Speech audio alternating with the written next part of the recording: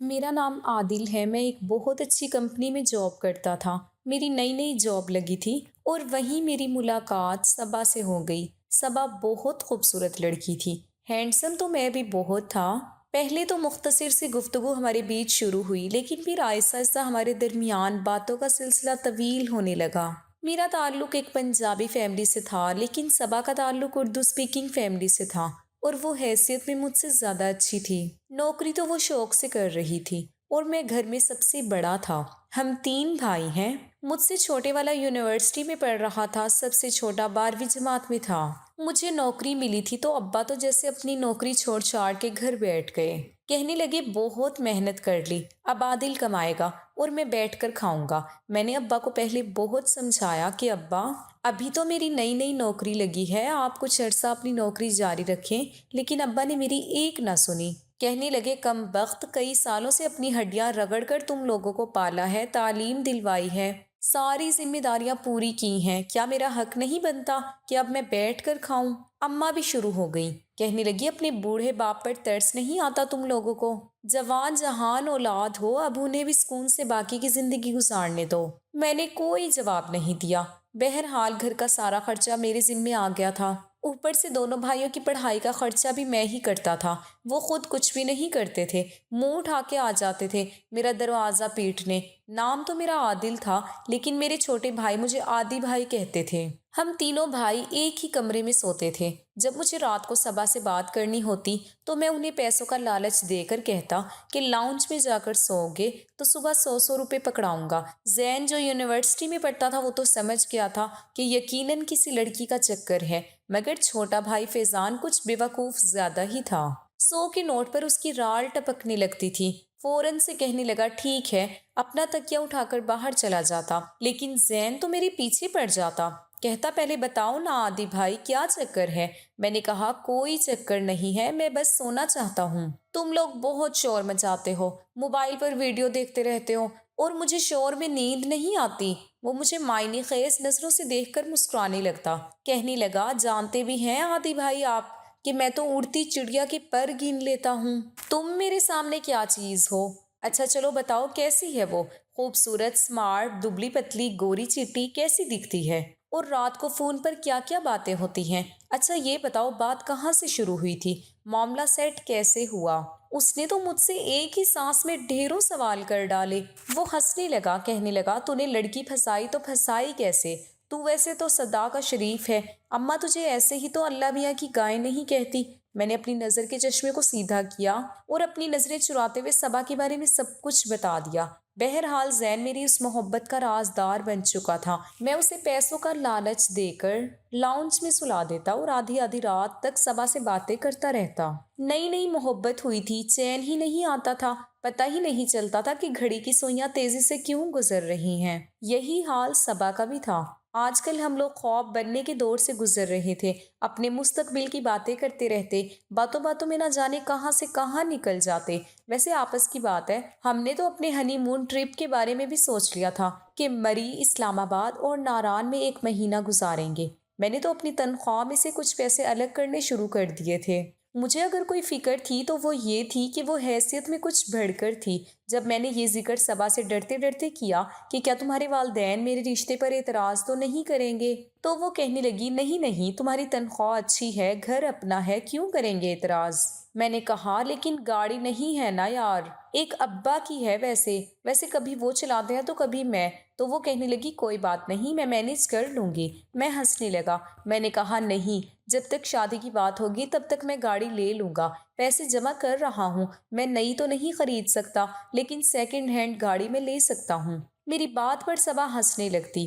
कहने लगी आदिल, हम दोनों मिलकर बहुत कुछ कर सकते हैं।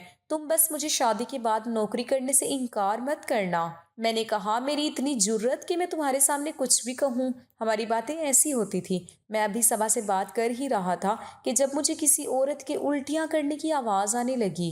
मैंने घबरा कर फ़ोन बंद कर दिया। रात के 3 बजे का वक्त था। सन्नाटा छाया हुआ था। शायद अम्मा की तबीयत ख़राब थी। मैं फ़ौरन से उठकर अपने कमरे से बाहर आया तो लाउंज में बने वॉशरूम में अम्मा उल्टियाँ की जा रही थी और अब्बा उनके कंधे दबा रहे थे। मेरे दोनों भाई अम्मा की आवाज़ सुनकर उठ बैठे। بیزاروں سے جمائیاں لے رہے تھے۔ میں بھی واش روم کے پاس آ کر کھڑا ہو گیا۔ ابا سے پوچھنے لگا کہ اماں کو کیا ہوا ہے؟ کہنے لگے پتہ نہیں تیری اماں نے کیا کھا لیا، بد ہضمی ہو گئی ہے۔ 1000 بار منع کیا ہے اپنی خوراک پر توجہ دیا کرو، میری بھی جان عذاب میں ڈال دی ہے۔ بھلا یہ کوئی عمر ہے بیکار چیزیں کھانے کی؟ کھائے یہ اور بھگتوں میں۔ ابا بھی بیزار سے لگ رہے تھے۔ اماں تو الٹیاں کرنے کے بعد بری طرح سے ہانپ رہی تھیں۔ وہی صوفے پر ٹھہر گئی۔ میں نے کہا ابا مجھے تو لگتا ہے اماں کا بی پی لو ہو رہا ہے، انہیں ڈاکٹر کے پاس لے جاؤ۔ رات کے اس وقت کیسے لے جاؤں؟ صبح سویرے لے جاؤں گا۔ اماں مجھے کہنے لگی عادل بیٹا مجھے نیمو پانی بنا دے، میرا دل بڑا خراب ہو رہا ہے۔ میں نے فٹافٹ سے نیمو پانی بنا کے اماں کو دے دیا، لیکن ابا میری اماں کو ڈانٹے جا رہے تھے۔ کہنے لگے اب تو پھر سے کچھ نہ کچھ پی رہی ہے اور کچھ دیر بعد پھر میری ڈیوٹی واش روم میں لگوائے گی۔ ارے ایسے ہی کیوں نہیں سو جاتی؟ اماں نے اشارے سے چپ رہنے کے لیے کہا۔ کہنے لگی عادل کے ابا 2 منٹ منہ میں زبان تو رکھو، نیمو پانی سے طبیعت کچھ اچھی ہو رہی ہے، میری سنبھل جائے گی طبیعت۔ پھر واقعی ایسا ہی ہوا۔ اماں نے 2 گلاس نیمو پانی کے پیے، پھر جا کر ان کی طبیعت کچھ بہتر ہوئی۔ اپنے کمرے میں جا کر وہ سو گئیں، لیکن صبح سویرے پھر اماں کی حالت خراب تھی۔ میں اس وقت آفس کے لیے تیار ہو رہا تھا، زین یونیورسٹی کے لیے نکل گیا تھا، چھوٹا بھائی کالج کی تیاری کر رہا تھا۔ ہم نے اپنے ناشتے خود ہی بنائے اور کر چلے گئے۔ بہن ہماری کوئی تھی نہیں، اس لیے گھر کے کاموں کی تھوڑی بہت عادت ہم تینوں بھائیوں کو تھی، اور یہ اماں کی بدولت ہی ہمیں پڑی تھی۔ چھوٹے موٹے کئی کام اماں بچپن سے ہی ہم سے کرواتی رہی تھی، یہاں تک کہ روٹی تک ہمیں پکانی آتی تھی، جھاڑو پوچھا بھی کر لیتے تھے۔ ہم نہیں کرتے تھے تو اماں ابا سے کروا لیتی تھی۔ کہنا نہیں چاہیے لیکن میری ماں کا میرے باپ پر بڑا رعب تھا۔ میں بھی اپنے آفس کے لیے نکل گیا۔ شام کو جب گھر واپس آیا تو اماں لاؤنج میں سر پکڑے بیٹھی تھی اور ابا اماں کے پاس بیٹھے خسر پسر کر رہے تھے۔ میں گھر کے اندر داخل ہوا تو اماں نے ابا سے میری جانب دیکھ کر آبرو چڑھا کر اشارہ کیا۔ جیسے ہی ابا نے مجھے دیکھا سیدھے ہو کر بیٹھ گئے۔ میں نے کہا اماں آپ کی طبیعت کیسی ہے؟ میری ماں بجائے مجھے جواب دینے کے اپنے منہ میں دوپٹہ دبائے اٹھ کر اپنے کمرے میں چلی گئی۔ میری سمجھ میں نہیں آئی کہ آخر اماں کو کیا ہوا۔ میں نے تو طبیعت ہی پوچھی تھی۔ میں نے گہری سانس لی اور بیٹھ گیا۔ کچھ دیر میں زین اور میرا چھوٹا بھائی فیضان بھی آ گئے۔ ہم تینوں ہی صوفے پر بیٹھ چکے تھے۔ ابا کہنے لگے تمہاری ماں کی طبیعت ٹھیک نہیں ہے، اس لیے انڈے کا آملیٹ میں بنا دیتا ہوں، روٹی ایسا کرو بازار سے لے کر آؤ۔ فیضان کہنے لگا ابا میں آملیٹ نہیں کھاؤں گا، مجھے پیسے دو، میں بریانی کھاؤں گا۔ ابا نے اسے 500 روپے کا نوٹ پکڑایا۔ کہنے لگے ایسا کر ایک بریانی اپنی ماں کے لیے بھی لے آ، بڑا جی خراب ہو رہا ہے اس کا۔ یہ سننا تھا کہ مجھے ابا پر غصہ آنے لگا۔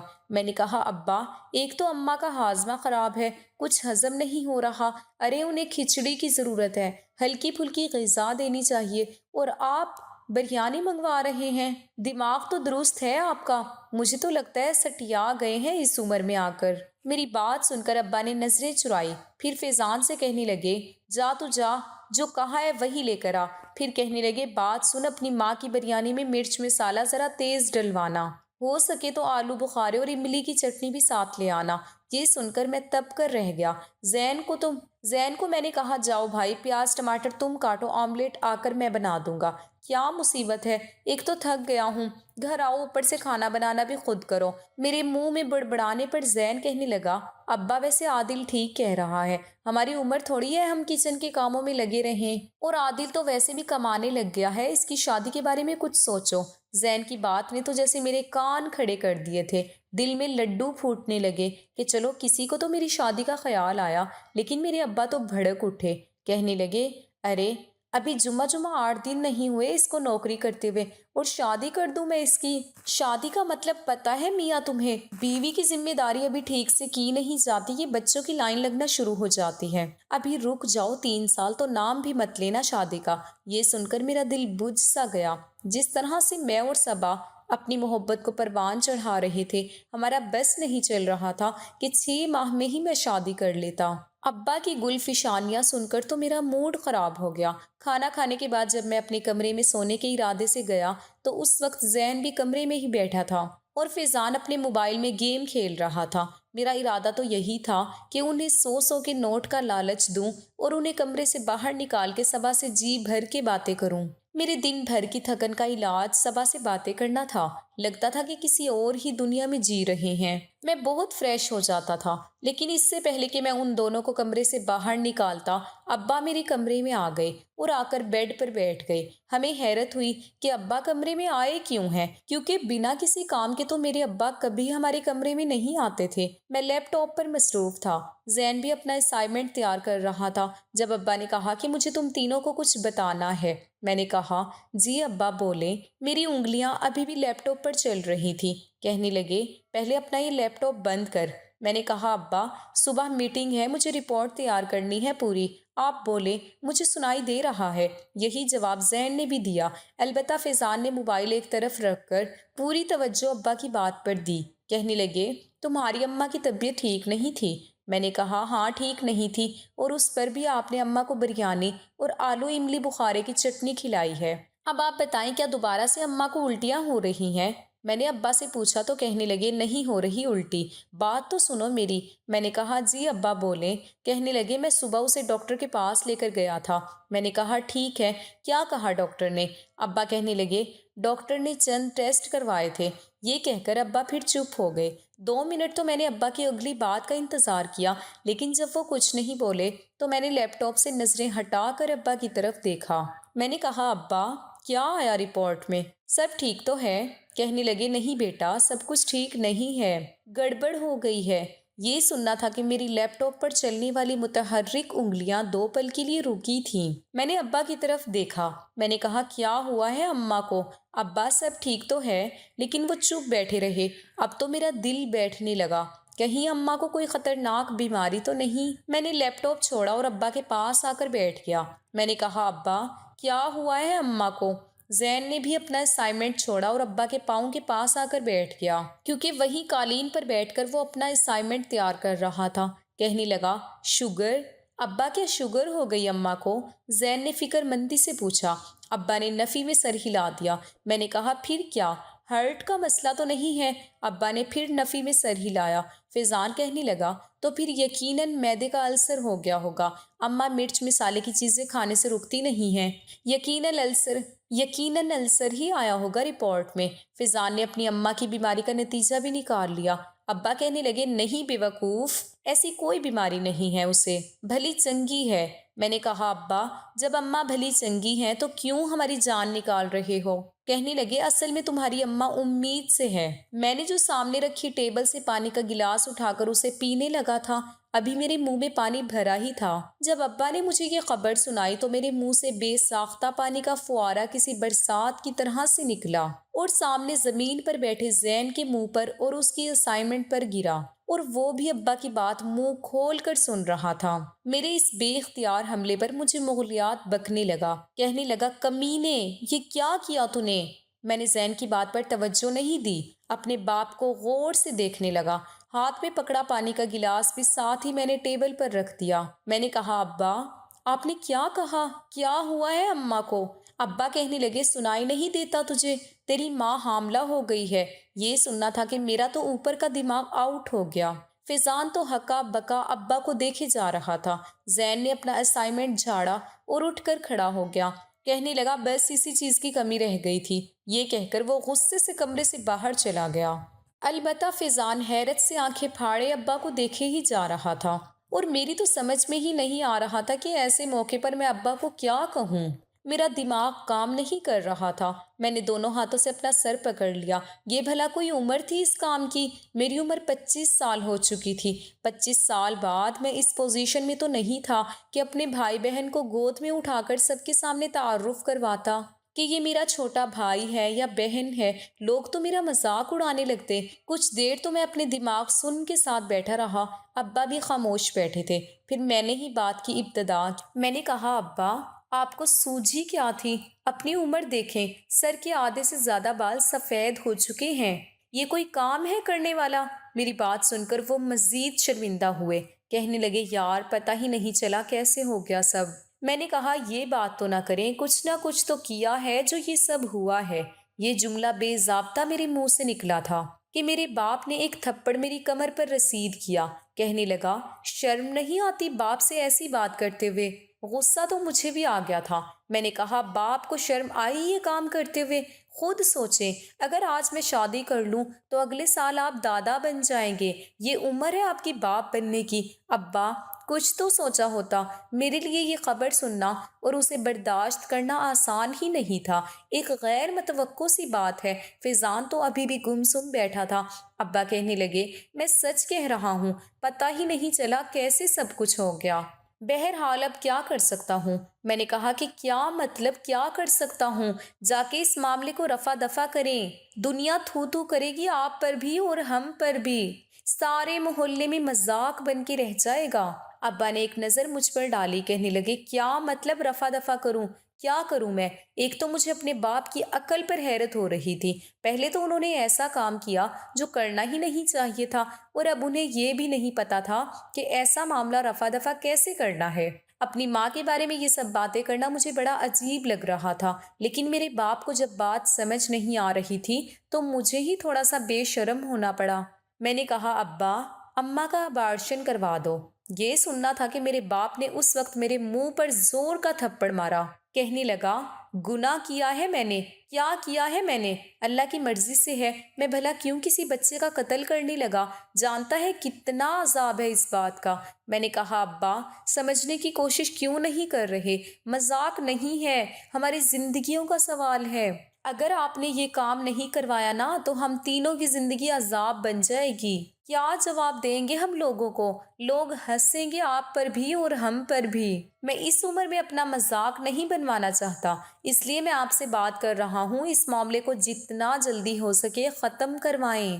میں بے حد غصے اور سنجیدگی سے کہہ رہا تھا۔ ابا کو بات کی نزاکت کا احساس ہی نہیں تھا، ہمارا مذاق بن کے رہ جاتا۔ لوگ ایسے ایسے سوال کرتے ہیں، ایسے ایسے مذاق کرتے ہیں کہ منہ چھپانے کو جی چاہتا ہے، لیکن میرا باپ بھی اپنے نام کا ایک ہی تھا۔ کہنے لگا، گناہ نہیں کروں گا میں نے کون سا کسی دوسری عورت کے ساتھ کچھ کیا ہے؟ تمہاری ماں میری بیوی ہے، اب اگر ایسا ہو گیا ہے تو میں اپنا بچہ ختم نہیں کروا سکتا۔ میں نے کہا، پھر ایسا کریں، اماں کو 9 ماہ کے لیے کسی اور شہر میں لے جائیں، جب بچہ ہوگا تو اسے کسی بے اولاد جوڑے کو دے دیجیے گا، آپ کو گناہ بھی نہیں ہوگا اور آپ کا بچہ بھی پل جائے گا اور ہماری عزت بھی رہ جائے گی۔ لیکن ابا، میں اس گھر میں یہ کام نہیں ہونے دوں گا۔ میں نے بڑے غصے سے یہ بات کہی تھی اور اپنے کمرے سے باہر نکل گیا۔ زین باہر لاؤنج میں بیٹھا اپنا سر دونوں ہاتھوں سے پکڑے ہوئے تھا، یقیناً اسی معاملے کو سوچ رہا تھا۔ میں اس کے برابر میں جا کر بیٹھ گیا۔ میں نے کہا، تم نے دیکھا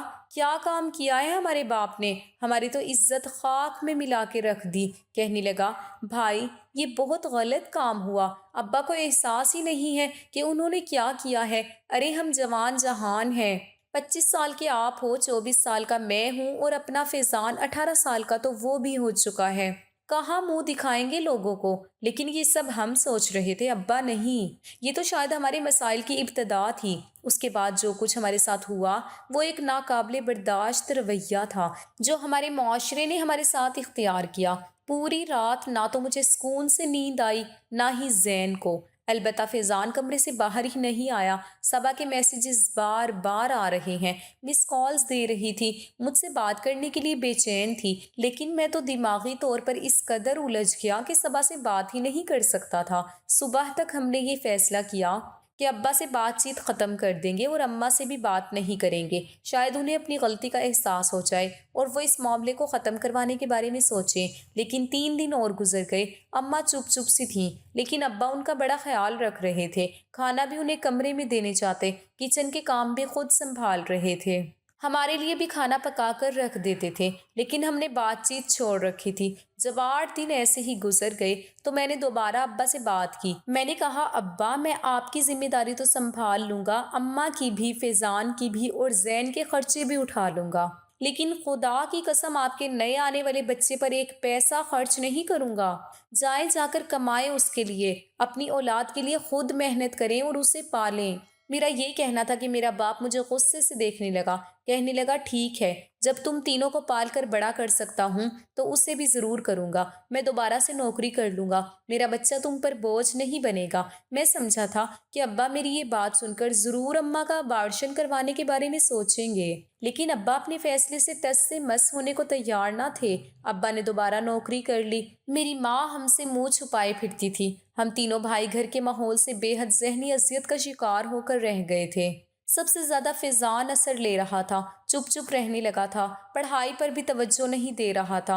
ہوش تو میرے اس وقت اڑے جب میں نے اسے سگریٹ پیتے دیکھا۔ وہ ہمارے کمرے کے ساتھ منسلک بالکنی میں کھڑا سگریٹ پی رہا تھا۔ جب اچانک سے میں بالکنی میں داخل ہوا، اسے سگریٹ پیتے دیکھا تو اسے ڈانٹنے لگا، لیکن اس کی آنکھیں غصے سے سرخ تھی۔ کہنے لگا بھائی مجھے کچھ بھی نہیں کہنا، میں اس وقت بہت ٹینشن میں ہوں۔ میں نے کہا تو تمہاری ٹینشن کا حل یہ سگریٹ ہے؟ کہنے لگا سگریٹ بھی پیوں گا، نشہ بھی کروں گا، کیونکہ مجھے ان سب چیزوں سے خوف آتا ہے جو کل ہمیں فیس کرنی پڑیں گی۔ میں نے اس کے منہ سے سگریٹ نکال کے پھینکا۔ میں نے کہا تم بے فکر رہو، میں ابا سے بات کروں گا، ورنہ اماں سے کہہ دوں گا، کچھ بھی فیس نہیں کرنا پڑے گا تمہیں۔ میں نے اسے اپنے ساتھ لگایا تو وہ پھوٹ پھوٹ کر رونے لگا۔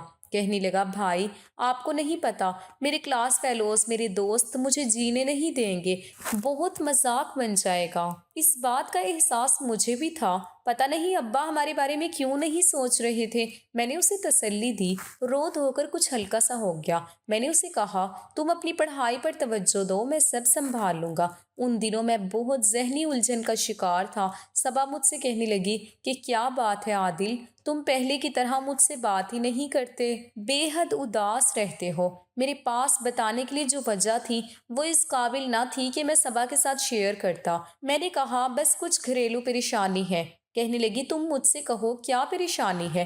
میں نے کہا کچھ بھی نہیں، بس ایسے ہی چھوٹی موٹی بات ہے جیسے ہر گھر میں ہو ہی جاتی ہے۔ میں نے بات کو ٹال مٹول کر دیا، لیکن چند دن بعد وہ پھر مجھ سے وجہ پوچھنے لگی۔ کہنے لگی عادل پتہ نہیں کیوں مجھے یہ لگ رہا ہے کہ تمہیں کوئی اور لڑکی پسند آ گئی ہے۔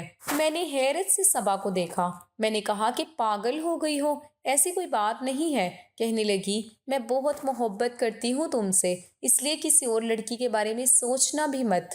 میں نے کہا صبا میں صرف تم سے ہی محبت کرتا ہوں، بے فکر رہو۔ میں چاروں طرف سے الجھ کر رہ گیا تھا۔ ایک طرف زین تھا، وہ پورا دن گھر نہیں آتا تھا۔ ابا سے جب بھی بات کرتا تو ابا میری بات سننے کو تیار ہی نہیں ہوتے تھے۔ اماں سے کچھ کہتا تو وہ رونے لگتی، کہنے لگتی کہ ڈاکٹر نے صاف کہہ دیا کہ اگر بچہ ضائع کرنے کے بارے میں سوچا یا کوشش بھی کی تو میری جان کو خطرہ ہے۔ اب بتاؤ میں کیا کروں؟ میں تو دوہری تکلیف میں آ گئی ہوں۔ میں اپنی ماں سے کیا کہتا؟ وہ اپنی جگہ بے بس اور مجبور تھی۔ 3 ماہ گزرے تو اماں کا وجود ظاہر ہونے لگا۔ یہ دیکھ کر تو ہم تینوں بھائیوں کا شرم سے ڈوب مرنے کو جی چاہتا تھا۔ اماں گھر میں ایسے رہتی تھی جیسے انہوں نے کوئی چوری کی ہو یا کوئی گناہ کیا ہو، اور ہم بھی یہی چاہتے تھے کہ ہماری ماں 4 دیواری میں بند ہو جائے، باہر کے لوگوں کو ذرا بھی خبر نہ ہو کہ میری ماں پریگننٹ ہے۔ لیکن انہی دنوں صبا نے مجھ پر ایک اور دھماکہ کر دیا۔ کہنے لگی عادل میرے ابا کے دوست کے بیٹے کا رشتہ میرے لیے آیا ہے اور ابا رشتے کے لیے راضی ہیں، پلیز تم اپنا رشتہ لے کر آؤ، اپنے والدین کو میرے گھر لے کر آؤ، یہ نہ ہو کہ میرے ابا وہاں میری شادی طے کر دیں۔ میری ماں کو اس وقت 5واں مہینہ تھا تو ان کا وجود بہت ظاہر ہونے لگا تھا، دیکھنے والا فوراً جان جاتا کہ وہ حاملہ ہے، اور اس حالت میں اپنی ماں کو صبا کے گھر تو نہیں لے کر جا سکتا تھا۔ ابا سے ویسے ہی میری بات چیت نہیں تھی کیونکہ اب انہوں نے نوکری شروع کر لی تھی۔ اماں کے سارے اخراجات وہی پورے کر رہے تھے۔ اگر میں ان سے صبا کے رشتے کے لیے کہتا تو یقیناً وہ انکار کر دیتے۔ میرا باپ آج کل خود باپ بننے کا شوقین تھا، بھلا میرا رشتہ اور شادی کیوں کرنے کے بارے میں سوچتا؟ میں نے کہا صبا تم سمجھاؤ اپنے گھر والوں کو، دیکھو ابھی میں تمہارے گھر رشتہ لے کر نہیں آ سکتا۔ میری یہ بات سن کر وہ رونے لگی، کہنے لگی اگر تم چند دنوں تک رشتہ لے کر نہیں آئے تو میرا باپ میرا رشتہ طے کر دے گا، اور میں سچ کہہ رہی ہوں عادل، میں زہر کھا کر مر جاؤں گی۔ یہ سن کر میں بے حد پریشان ہو گیا۔ صبح روتے ہوئے آفس سے چھٹی لے کر چلی گئی۔ میں اپنا سر پکڑ کے بیٹھ گیا۔ میں نے جب یہی بات زین سے کہی تو وہ کہنے لگا کہ تمہیں ابا سے بات کرنی چاہیے اور اماں ابا کو صبا کے گھر لے کر جانا چاہیے۔ میں نے کہا اماں کی حالت دیکھی ہے تم نے؟ دیکھتے ہی سب کو پتہ چل جائے گا کہ اماں کس کنڈیشن میں ہے۔ زین کہنے لگا اس بات کا تو کوئی بھی حل نہیں ہے، تم چھوڑو ان باتوں کو، لوگ 4 دن باتیں سنائیں گے، تانے دیں گے، ہنسیں گے، لیکن بعد میں سب ٹھیک ہو جائے گا۔ شاید زین نے اس بات کو تسلیم کر لیا تھا۔ میں نے سوچا ٹھیک ہے، جو ہو رہا ہے ہونے دو، جب ہمارے باپ کو فکر نہیں تو ہم بھلا کیوں اپنی زندگی اس بات کو لے کر خراب کریں۔ میں نے رات کو اپنی اماں اور ابا سے صبا کے بارے میں بات کی۔ ابا تو سنتے ہی ہتے سے اکھڑ گئے، کہنے لگے ابھی تمہاری نوکری اتنی پکی نہیں ہوئی کہ تم شادی کے بارے میں سوچو، کوئی ضرورت نہیں ہے شادی کرنے کی۔ میں نے کہا ابا، صبا کا رشتہ اگر کہیں اور ہو گیا تو میں کبھی خود کو معاف نہیں کر سکوں گا۔ وہ کہنے لگے یہ سب جذباتی باتیں ہیں، ابھی تمہاری ماں کی طبیعت بھی ٹھیک نہیں ہے، ہم نہیں جا سکتے اس کے گھر۔ میں نے کہا جو آپ نے کیا ہے وہ جذباتی پن نہیں تھا، آپ کو بس اپنا آپ نظر آتا ہے، آپ کو بس اپنی زندگی سے غرض ہے، جو آپ نے کیا وہ بھی کرنے والا کام تو نہیں تھا۔ میری بات پر وہ کہنے لگے اب ساری زندگی کہہ دو۔ میری بات پر وہ کہنے لگے اب ساری زندگی کیا تم مجھے یہی تانے دیتے رہو گے؟ میں نے کہا جو ہو گیا سو ہو گیا، ہم نے قبول کر لیا ہے نا، لیکن آپ کو بھی ہماری بات ماننی پڑے گی۔ آپ میرے ساتھ صبا کے گھر جائیں گے اور اس کا رشتہ مانگیں گے۔ میری والدہ اس بات کے لیے آمادہ ہو گئی تھی، لیکن جب اماں اور ابا میرے ساتھ صبا کے گھر گئے تو پہلے تو اس کے والدین نے ہمیں بہت اچھے طریقے سے ویلکم کیا، لیکن جب صبا کی ماں کی نظر میری والدہ کے وجود پر پڑی تو وہ تذبذب کا شکار ہوئی۔ انہوں نے باتوں باتوں میں میری ماں کے پاس بیٹھ کر اس بات کی تصدیق لگا لی۔ اماں نے بھی جھجکتے ہوئے بتا دیا۔ اس کے بعد تو جیسے ان کے ماتھے پر پڑے بل ٹھیک ہی نہیں ہوئے۔ جیسے ہی ہم لوگ واپس آئے، اگلے ہی روز جب میں آفس میں گیا تو صبا بڑے غصے میں تھی، کہنے لگی عادل تم نے مجھے پہلے اس بات کے بارے میں کیوں نہیں بتایا؟ پتا ہے میں اپنے والدین کے سامنے کتنی خفت اور شرمندگی اٹھا کے آئی ہوں۔ میری ماں نے کہا ہے کہ لڑکے کی ماں کو تو ابھی تک بچے پیدا کرنے سے فرصت نہیں ہے، پتا چلے کہ شادی کے بعد تم بھی اپنے دیور اور نندوں کو سنبھالتی پھرو، بھلا یہ عمر ہے کیا کوئی بچے پیدا کرنے کی؟ میں نے کہا میری ذہنی ٹینشن کی وجہ یہی تھی۔ وہ کہنے لگی تمہارے باپ نے ماں نے اچھا نہیں کیا۔ میں نے کہا ان کو چھوڑو، ہمیں اپنے بارے میں سوچنا چاہیے۔ یہ کہتے ہوئے میں نے اس کا ہاتھ پکڑ لیا۔ اس نے فوراً سے اپنا ہاتھ چھڑوایا، کہنے لگی پاگل ہو گئی ہو کیا؟ میں اپنے سرکل میں اپنا مذاق نہیں اڑوا سکتی، لوگ تو مجھے اتنی باتیں سنائیں گے کہ جس کی کوئی حد نہیں۔ سوری عادل، میں تم سے بہت محبت کرتی ہوں لیکن میں تم سے شادی نہیں کر سکتی، میں ایسے ماحول میں ایڈجسٹ کر ہی نہیں سکتی۔ بالکل جاہلانہ سی بات ہے، کیا ہمارا بچہ کل کو اپنے چچا یا پھوپھی سے بس 1 یا 2 سال چھوٹا ہوگا؟ کتنی شرم کی بات ہے، میں ایسے ماحول میں رہ ہی نہیں سکتی۔ سوری، میں نے بے چینی سے کہا صبا میں بہت محبت کرتا ہوں تم سے، خدا کے لیے یوں تو دامن مت چھڑواؤ۔ میری آنکھیں نم ہو چکی تھی، لیکن وہ جا چکی تھی۔ اگلے ہی روز مٹھائی کا ڈبہ اس نے تمام کولیگز کے سامنے رکھا کہ اس کا رشتہ اس کے والد کے دوست کے بیٹے سے طے ہو گیا ہے۔ میرا یہ حال تھا کہ میں پاگل ہو جاؤں گا، میرے باپ کی وجہ سے میری زندگی تباہ ہو کر رہ گئی تھی، لیکن یہ شاید ابتدا تھی۔ میں گھر پہنچا تو زین بے حد پریشان تھا، کہنے لگا عادی بھائی فیضان کمرے میں بند ہے، کب سے دروازہ پیٹ رہا ہوں نہیں کھول رہا۔ میں نے کہا کیا ہوا اسے، دروازہ کیوں نہیں کھول رہا؟ کہنے لگا پتہ نہیں، کالج سے آیا تو بڑے غصے میں تھا، بیگ ایک طرف پھینکا کمرے میں چلا گیا، تب سے دروازہ پیٹ پیٹ کے تھک گیا ہوں، دروازہ نہیں کھول رہا۔ میں نے کہا ابا اور اماں کہاں ہیں؟ کہنے لگا ڈاکٹر کے پاس گئے ہیں۔ میں نے آتے ہی لیپ ٹاپ کا بیگ ایک طرف رکھا، اپنے کمرے کا دروازہ بجانے لگا، لیکن فیضان دروازہ ہی نہیں کھول رہا تھا۔ میں نے کہا زین میرے ساتھ دھکا لگا، دروازے کا لاک خود بخود ٹوٹ جائے گا۔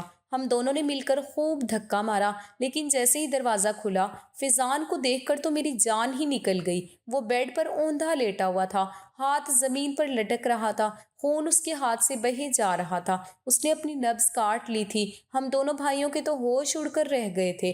فوراً اس کو لے کر ہسپتال پہنچے۔ ڈاکٹر نے اس کی حالت دیکھ کر پہلے تو ٹریٹمنٹ کرنے سے انکار کر دیا کہ یہ تو پولیس کیس ہے، خودکشی کی کوشش کی گئی ہے۔ بڑی مشکل سے ہم نے پیسے دے دلا کر ڈاکٹر کو ٹریٹمنٹ کے لیے آمادہ کیا۔ خون کی 2 بوتلیں ہم دونوں بھائیوں نے دی، پھر جا کر فیضان خطرے سے باہر ہوا۔ جب اسے ہوش آئی تو ہم نے خودکشی کی وجہ پوچھی تو رونے لگا، کہنے لگا وہی ہو رہا ہے بھائی جس کا ڈر تھا، میرے دوست میرا مذاق اڑاتے ہیں، کہتے ہیں کتنے ماہ بعد آئے گا تیرا چھوٹا بھائی، تمہاری ماں کا کون سا مہینہ چل رہا ہے، اچھا بتاؤ نام کیا رکھو گے؟ کبھی کہتے ہیں کہ گود میں اٹھا کر اسے ہمارے پاس ضرور لے کر آنا، کبھی کہتے ہیں کہ اپنی اماں سے پوچھنا کہ اگلا بچہ کب پیدا کریں گی۔ اس طرح کی باتیں سن کر میں تھک چکا ہوں۔ وہ لوگ مجھ پر ہنستے تھے، میرا مذاق اڑاتے تھے، کہتے تھے اس کی ماں کا تو وہ حال ہے کہ بوڑھی گھوڑی لال لگام، بڑھاپے میں جوانی چڑھی ہوئی ہے۔ کوئی کہتا ہے کہ ایسا کرو، اپنی ماں کی حالت کی ویڈیو بنا کر سوشل میڈیا پر ڈال دو،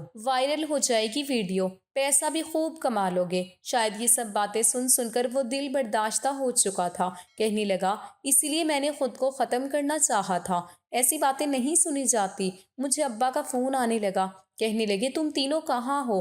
میں نے کہا آپ کے کیے ہوئے کرتوت ہماری زندگیوں کو برباد کر رہے ہیں۔ ابا، فیضان نے خودکشی کی کوشش کی ہے، اپنی نبض کاٹ لی تھی۔ یہ سننا تھا کہ میرے والدین بھاگے دوڑے ہسپتال پہنچے۔ میری ماں فیضان کو گلے لگائے روئے جا رہی تھی، ابا بھی پریشان تھے۔ میں نے کہا ابا، دیکھ لیا آپ نے ان سب چیزوں کا انجام؟ صبا نے مجھ سے شادی سے انکار کر دیا، فیضان نے خودکشی کی کوشش کی، کل کو زین بھی ایسا ہی کچھ کرے گا۔ ابا، آپ کو کوئی بھی فرق نہیں پڑتا، ہماری زندگی برباد ہو گئی، لیکن آپ کو بچہ چاہیے۔ میری ماں کہنے لگی تم لوگ فکر نہ کرو، اس بچے کے پیدا ہوتے ہی میں اس کا گلا گھونٹ دوں گی، مار دوں گی اس کو۔ یہ کہہ کر وہ ہذیانی کیفیت میں آ گئی، کہنے لگی عورتیں میرا مذاق اڑاتی ہیں، محلے کی عورتوں نے میرا جینا دوبھر کر کے رکھ دیا ہے، کہتی ہیں اس عمر میں تمہیں کیا سوجا تھا، جیسے یہ سب کچھ میرے اختیار میں تھا۔ اگر میرے اختیار میں ہوتا تو میں کبھی یہ کام نہ کرتی۔ میں نے تو خود تمہارے باپ سے کہا تھا کہ مرتی ہوں تو مرنے دو مجھے، لیکن اس بچے کو میرے وجود سے ختم کروا دو۔ یہ معاشرہ کبھی بھی اس بات کو برداشت نہیں کرے گا، دنیا کے سامنے مجھے عجوبہ بنا کے رکھ دے گا، جیسے میاں بیوی نے کوئی بہت بڑا گناہ سرزد کر دیا ہو۔ اس کے بچوں کے تانے تشنے دے دے کر دنیا مر جانے پر مجبور کر دیتی ہے، اور وہی ہوا ہے۔ پھر وہ کہنے لگی مر جانا چاہیے اس بچے کو۔ میری ماں روتے ہوئے اپنے پیٹ پر زور زور سے مکے مارنے لگی، کہنے لگی میں آج ہی مار ڈالتی ہوں اس کو، جس نے دنیا میں آنے سے پہلے میرے بچوں کی زندگی اجیرن بنا کے رکھ دی، کل کو یہ پیدا ہوگا تو نہ جانے مزید کس اذیت میں مبتلا کرے گا۔ میری ماں زور زور سے اپنے پیٹ پر مکے مار رہی تھی۔ اس بار تو میرے والد نے بھی آگے بڑھ کر انہیں نہیں روکا، گم سم بیٹھے تھے۔ میں فوراً سے آگے بڑھا، میری ماں روئے جا رہی تھی۔ میں نے اپنی ماں کو روکا، اپنے ساتھ لگا لیا، وہ میرے ساتھ لگی، پھوٹ پھوٹ کر رونے لگی، کہنے لگی بڑا ضبط کیا ہے میں نے، لیکن اب تھک چکی ہوں، اللہ کرے میں مر جاؤں، میرے ساتھ ساتھ یہ بچہ بھی مر جائے، کم از کم تم لوگوں کی زندگیاں تو آسان ہو جائیں گی۔ میں نے کہا نہیں اماں، آپ کا کوئی قصور نہیں ہے، قصور ہمارے معاشرے کی چھوٹی اور گھٹیا سوچ کا ہے۔ شاید ہم غلط تھے، ہم نے معاشرے کی نظر سے آپ دونوں کو دیکھا تھا، ہمیں لوگوں کی پرواہ نہیں کرنی چاہیے، لوگ تو کسی حال میں بھی جینے نہیں دیتے ہیں۔ 2 ماہ بعد ہمارا ایک چھوٹا بھائی پیدا ہوا، ہم تینوں نے اسے باری باری گود میں لیا تھا، بہت ہی معصوم تھا۔ میری والدہ کی حالت بہت خراب تھی کیونکہ عمر زیادہ ہو گئی تھی، اس لیے ہم نے اپنی والدہ کی خوب خدمت کی، اپنے بھائی سے بھی بہت پیار کرتے تھے، اس کو اس محبت سے محروم نہیں رکھ سکتے تھے جس کا وہ حقدار تھا۔ وہ تھوڑا بڑا ہوا تو میں جب اسے باہر لے کر جاتا تھا تو لوگ مجھ پر ہنستے تھے، کہتے تھے اس عمر میں چھوٹے بھائی کو گود میں پکڑے گھوم رہے ہو، جبکہ تم شادی کرو تو تمہارا اپنا بچہ بھی اتنا ہی ہوگا، تمہارے ماں باپ کو تو شرم سے منہ چھپا لینا چاہیے۔ میں نے کہا ہاں تو کیا ہوا، اللہ کی مرضی ہے، اللہ نے میرے ماں باپ کو اس نعمت سے نوازا ہے تو ہم لوگ کیوں نہ شکری کریں، میرے ماں باپ نے کوئی گناہ تھوڑی کیا ہے جو منہ چھپاتے ہیں۔ پھر میرے 2 ٹوک جواب پر لوگوں کے منہ بند ہونا شروع ہو گئے۔